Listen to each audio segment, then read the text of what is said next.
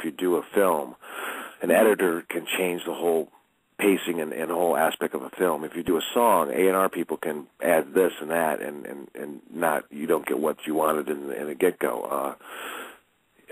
Painting to me is something it's just an emotional process that's so pure and innocent and just done for that reason alone. And that in itself makes it, I think, as far as an art form, the purest art form there is. Yeah, no, it is. It's the truth, you know. Like I had said to you, I think that you're sending messages through some of your pictures that you have painted. Well, I am. I mean, subconsciously, I am. And then when I get feedback from people and you get comments and people ask about them and stuff like that, I mean, people will say, well, how did you know that this happened on this certain date or this happened on this certain date? Because I see this in the painting. And then it becomes in a reference of because I'll be honest with you, sometimes I go out there and I'll paint for 9 hours, and it seems like an hour, and I'll forget where I am.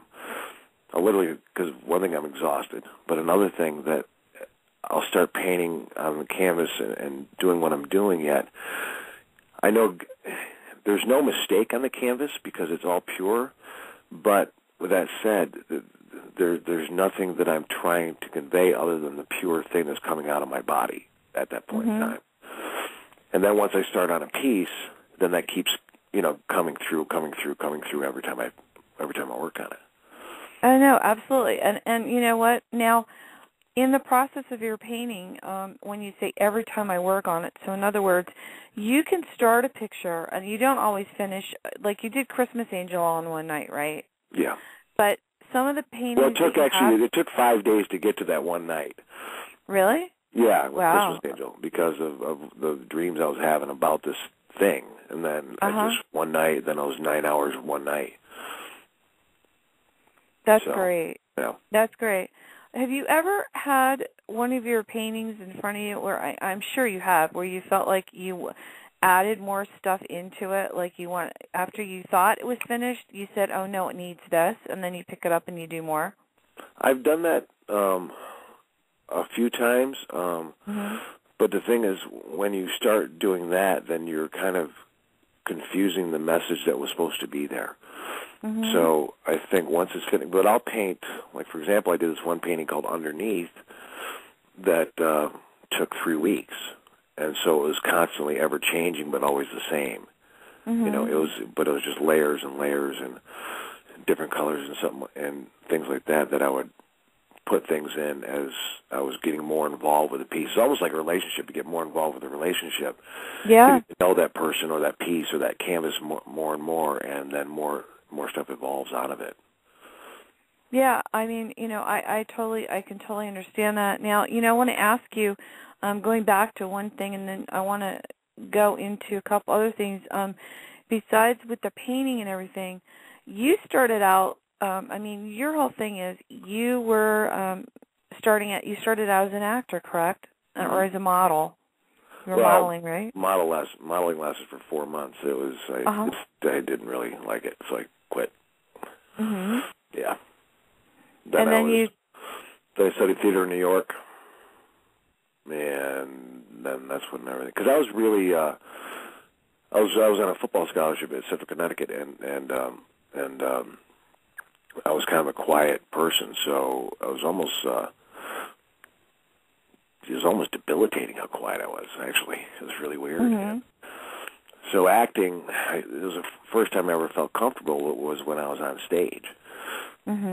And I know it's kind of an oxymoron, but that's the way I felt, and I could feel more comfortable on stage than I did one-on-one with a person at that point in time. So acting was kind of like a easy segue for me. Yeah, I can imagine. And I know you're really into sports. I saw some old pictures of you on your football team and stuff, and I know that you you just love sports. I saw. That's really great. How did you get involved in 21 Jump Street and Booker? How did that come about? I was out here, and then first of all, I got to L.A. I didn't want to come to L.A. I was still living in New York, and I just wanted to do theater in New York. Came out here just to meet my agent out here, The day I got off the plane, booked a gig, which was Bronx Zoo. They wanted me as a series regular after 2 days of dailies. Then after that, booked Rags to Riches, Bronx Zoo, and Who's the Boss. Then got a pilot with Mindy Cohn and David Spade called Big Apple Blues, which which no one ever saw, thank God. And then the writer's strike happened. Oh, I remember that. Yeah, that was big. It was 1987. Yeah. Yeah, I remember that. Yep. And then that ended, and then Jump Street was looking for a new character, and obviously everybody was going on that audition, and then after a month, it came down to me and two other guys, and I got the character of Booker, which was only supposed to be for two episodes, and then it just kind of took off. So. Yeah, well, you've got some great movies out too. I've actually seen quite a few of them, and they're really, really good. I mean, and then for you to go from acting and the people that you worked in your acting career, do you have any good memories you want to share with us on that? Well, one of my favorite memories is Dennis Hopper filming in Puerto Rico with him.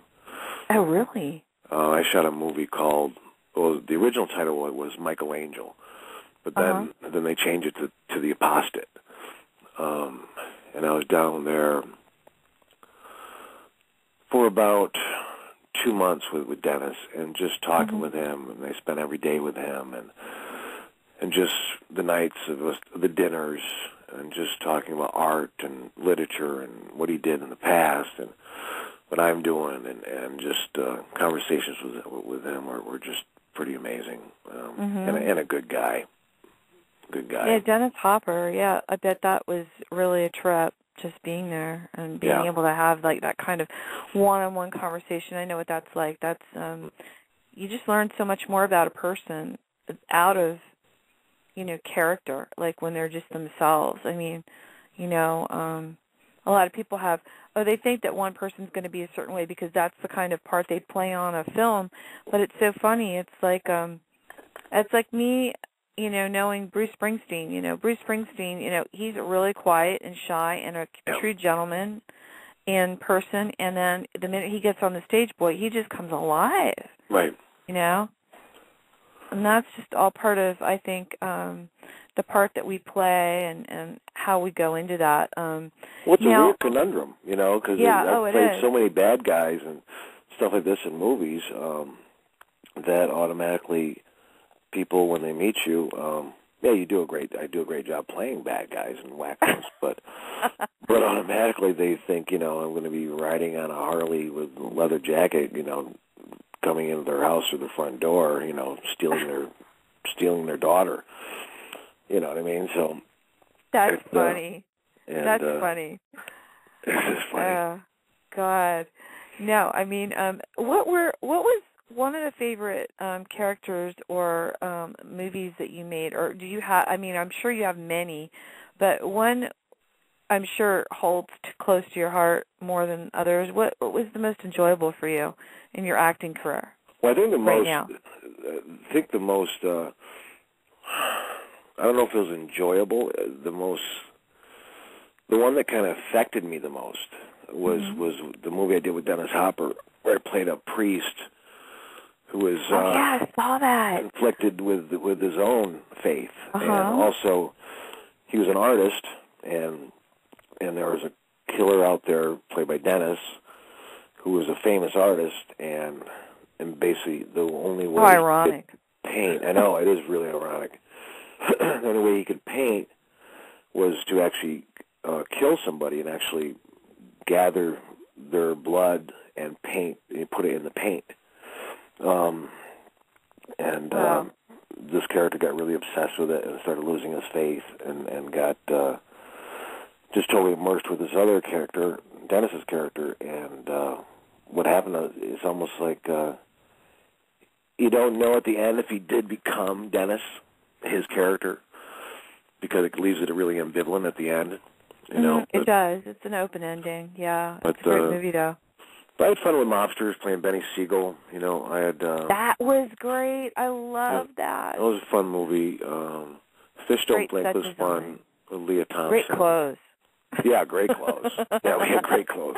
Great clothes. Yeah, I love that 35 era. handmade suits, and they only gave us 2 at the end of the movie. I'm like, really? They're tailored just for me, and who is going to fit in my clothes? I mean, so No, I hear you. yeah. Hey, how do you prepare for a part that you're going to play? Like, for instance, when you did the Priest movie, the movie with Dennis Hopper, how did you prepare for that? What I did was, well, I was raised Catholic. I mean, so it wasn't too hard to kind of dwell into that kind of dilemma there. I went through with Catholic high school and stuff like that. But also when I was down in Puerto Rico, I hung out with a lot of priests down there and stuff like that, and just their mannerisms, and started going to church like every day, week, like 10 days before I started the film, and just watching different priests. I go to different churches and stuff like that, and then also the character I was playing, being an artist also, because that's what he did.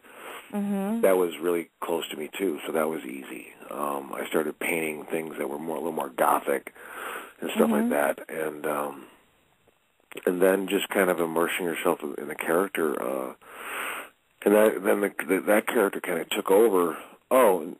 Me. I speak sometimes really random. I'll go from that to like this movie I did, Sin and Redemption, where I had to play an alcoholic. So I didn't know what it felt like to drink in the morning at that time. So what I told the director, Neiman Barnett, I said, this is what I'm going to do, just to kind of antithesis what this guy's about. I said, I'm going to start drinking in the morning and to feel what it's like to wake up to need a drink. Oh, God. And she was fine with it, but I'll be honest with you, after doing that for a month and a half, I felt so polluted. I bet. And then I remember, I think CBS called her and asked, is Grieco drunk? and because the job he's doing is unbelievable. I mean, it looks like he's really an alcoholic. And she goes, no, he's not drinking on set, And the thing is that Nima, with the job I was doing, because I kept it in control, but just to taste it and just to kind of, it's almost like it started making love to you, and then as it went on, it became from making love to you almost to being an angry thing all the time, and that's how the movie progressed, and so that was kind of a weird journey. Wow. So that was a real heavy thing to prepare for that role. So, the acting part just is an extension of what else you do. I mean, you are also a painter. Someone asked me in the chat room if you have a favorite painter. Who's your favorite painter? I have a few. I mean, I love Kandinsky. I love de Kooning. I love Klein. I love Klimt. Pollock. I think obviously Monet, Picasso, his early stuff. Michelangelo, obviously, because it's just a detail they did, but there's a lot out there. Rauschberg, just because it's so weird. Rauschberg stuff is just so weird. Like, really? And then you think how he came up with it and stuff like that. So, yeah, I have quite a few. No, I could imagine. And, your painting is just one other thing that you're doing besides just with the acting. I thought that was really interesting. Preparing for a role must be like, really, like you said, that was like took a toll on you. And you said you felt completely polluted when you did that one part. Yeah, I can totally understand that. But there are other parts you've probably played in movies that have been really happy for you, like you look forward to doing them. Like, Fish Don't Blink with Leah Thompson. It wasn't a big movie, but it was a... I love that movie. It was a fun movie. It was really cute. If Looks to Kill, the first movie I did, was fun. I mean,